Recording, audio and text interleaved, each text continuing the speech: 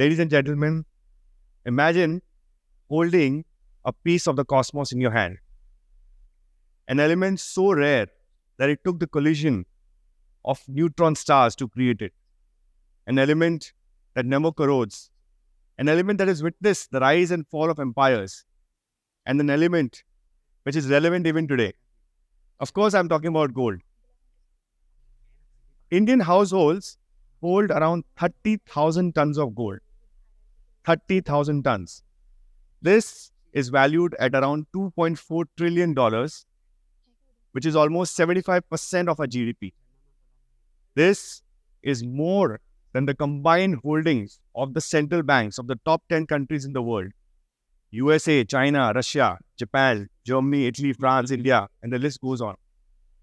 Despite this, we are completely dependent on importing gold year on year. In the year 2021-22 alone, we imported more than $46 billion worth of gold. $46 billion worth of gold, and that is only increasing by the year. With the rising gold prices and an increasing demand, this bill could go up to as high as $80 billion. The situation for India is such that we have a gold mine in our backyard and we have to still borrow from our neighbors. How do we solve this problem? Because if we don't solve this problem, there will be a continuous pressure on the current account that we have, and it could also lead to adverse impacts for our country. In the 60s and the 70s, we had a shortfall of food grains, we had a shortfall of milk, and we wanted to become self-reliant. And we solved those issues with the help of the Green Revolution and the White Revolution, respectively. Today, in India, we need to solve our gold problem. We need to become self-reliant for our gold needs. And that's where the new revolution comes in, the Yellow Revolution. What is the Yellow Revolution? Imagine you taking your idle gold out of your vault or out of your bank lockers and taking it to your favorite jeweler. Just the way you deal with the jeweler will assess the gold, weigh the gold, and if you consent with your jeweler, that gold is deposited in your demat account instantly. It can also be melted in front of you. You get a credit on your demat account under the electronic gold receipt or digital gold. And what do you do after that? Just the way you put money in your bank account, you have various choices what you want to do. You can either deposit that gold with the government of India under the gold monetization scheme and end up earning up to 2.5% per annum, or you can lend it out to manufacturers of jewelry and you can earn anywhere between 4 to 5% per annum.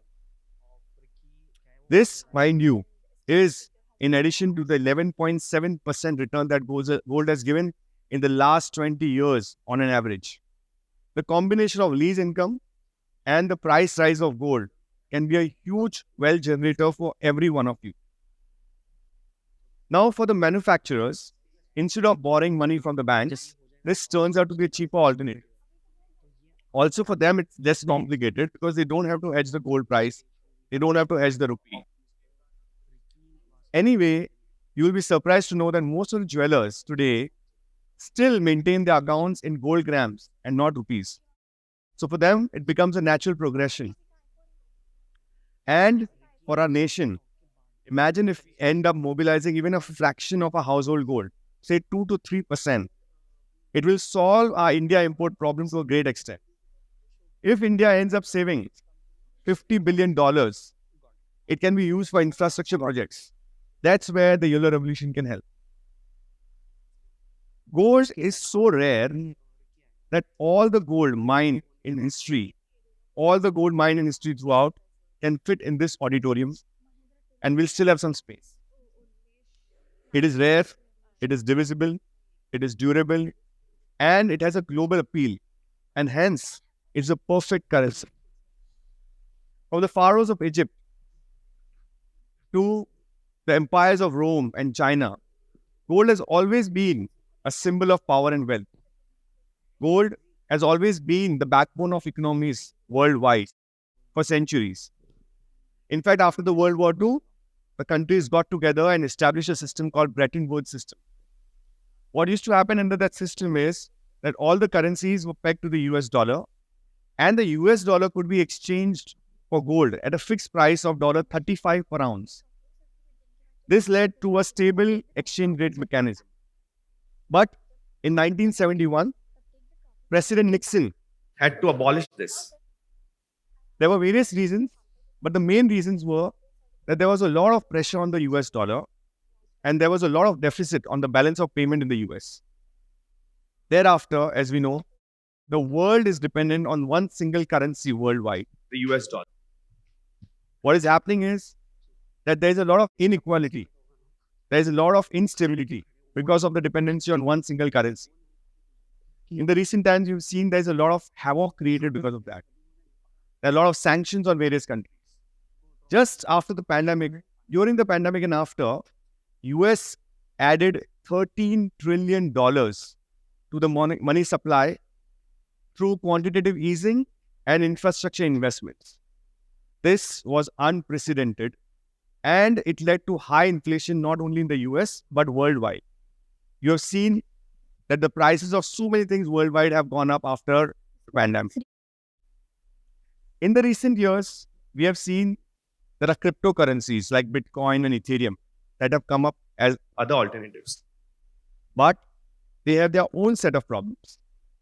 For one, because they are anonymous, which is preferred by a lot of people, it also gets used for illicit trades, whether it's drug trafficking or financial terrorism. Now, this situation is bad. Also, what happens with cryptocurrencies is because it's so volatile, it does not end up being a store of value or it cannot be really used for business transactions. What do you do in a situation like this?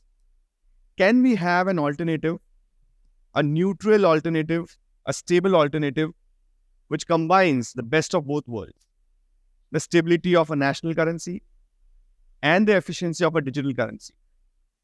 This is where the revolution comes out, and what we say is the gold dollar. What is the gold dollar?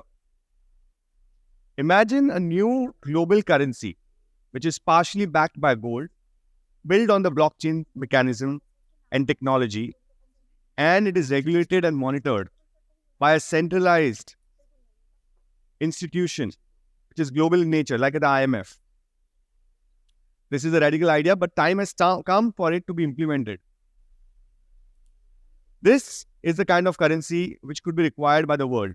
The value of gold dollar would be determined on the basis of various factors: the demand and supply of gold dollar, the economic equations of the different countries participating in the gold dollar, the trades that happen on the gold dollar, and various other reasons. Now, because it would be pegged to the gold, there would be an intrinsic value, and it would not be just like some other fiat currency. The gold dollar can actually help the small businesses do transactions with other small businesses worldwide without having to rely on the volatility or the high cost of transaction. It can also be used by the government to settle their net transactions with other countries without having to bother or worry about any single country putting a pressure on them.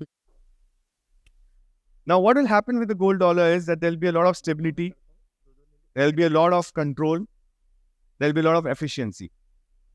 At the same time, we will not be dependent on any single country.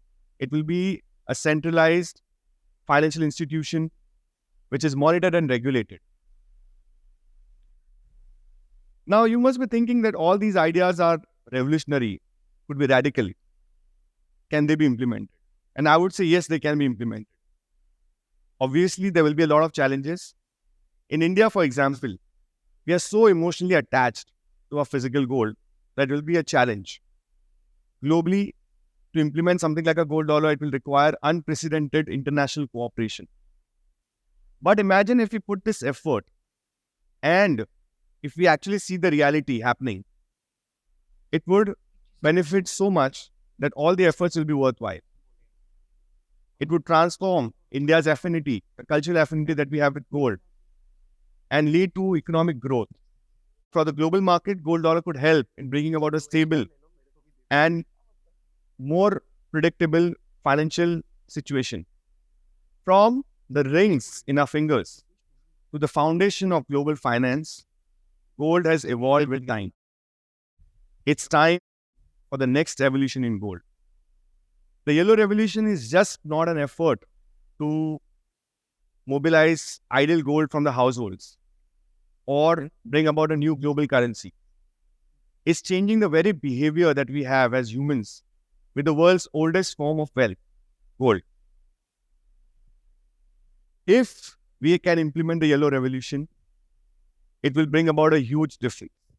The gold is there, the technology exists. All we just need is a vision and the will to make this happen. Let's bring about the yellow revolution. Let's bring in the new age currency in the modern century.